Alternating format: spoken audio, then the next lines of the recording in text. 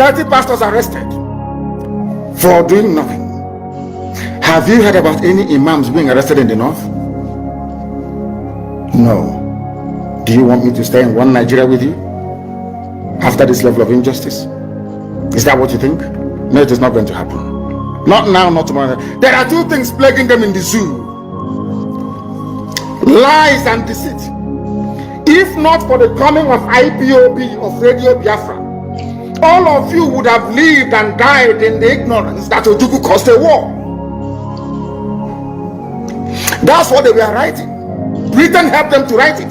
Ojukwu was a rebel, a secessionist, because we had no media. That is why they're paying Facebook billions upon billions of US dollars to stop this truth from coming out. Did Ojukwu cause any war? Go on is alive, go and ask him. Did Ojukwu cause any war? Ojukwu went and negotiated restructuring with you in Aburi. You came back, Britain told you not to agree because Britain realized that all the component units of Britain knows that if you go back to regionalism, you have economic growth. The country will do very well. But Britain doesn't want it. That was why they even instigated the Nzogbu, so-called Nzogbu, saying they will bring Awolowo to become the head of state. They knew what was going to happen. They wanted to truncate the economic miracle of Dr. Michael Opara. What I'm telling you are fast. Go and investigate for yourself. In the East, you had the fastest growing economy in the whole world, over 40% every year. In the West, Awolowo was performing his own miracle as well. Even in the North, Ahmadu Bello and Tafawa Balewa were doing very well. You had all those massive industries in the North. You even had Alamajiris that were employed in the North, meaningfully employed, gainfully employed. They were all doing very well. Britain said, no, for us to control these people, we need to impoverish them. Let us introduce this war. That was a coup by Nzogbu. And after that, there was the massacre of, as usual, massacre of our people in the North. Ojukwu said, I have to secure my land and my people. They said, no, let's go to Aburi to discuss it. Ojukwu went to Aburi and agreed restructuring. That's something now you're asking for.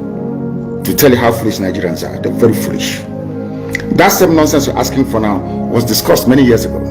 Ojukwu sat down in Aburi with Gowon and decided that regionalism was the best way forward, restructuring, going back to who you were, 1963 Constitution, 1960-1963 Constitution. Be on your own and pay tax to the central government, as they have in America, as they have even in Britain. Britain, you have Scotland that is almost independent, Wales, the same thing, everybody is free, but Britain doesn't want the something they're enjoying to happen in Nigeria. Why? Ask yourself that question. Anybody telling you about one Nigeria is your enemy. I'll prove it to you now.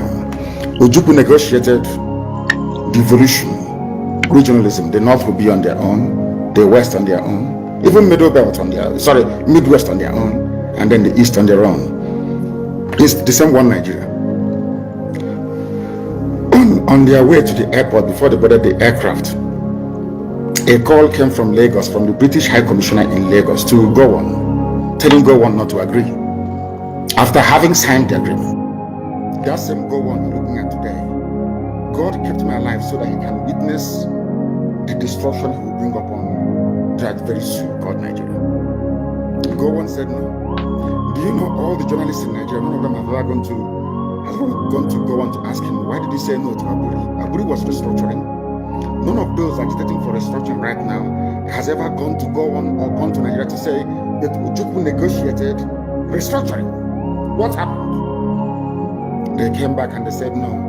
Ojukwu said, okay, so you want to continue to kill my people all over the place? No.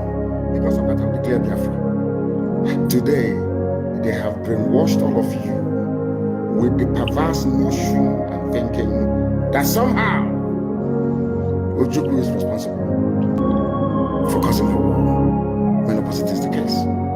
If not now, that after many years of hammering on this very topic, it has now sunk into the skull of the people that Gowon was the aggressor, not Ojukwu. That's how Nigeria is, always blaming the victim.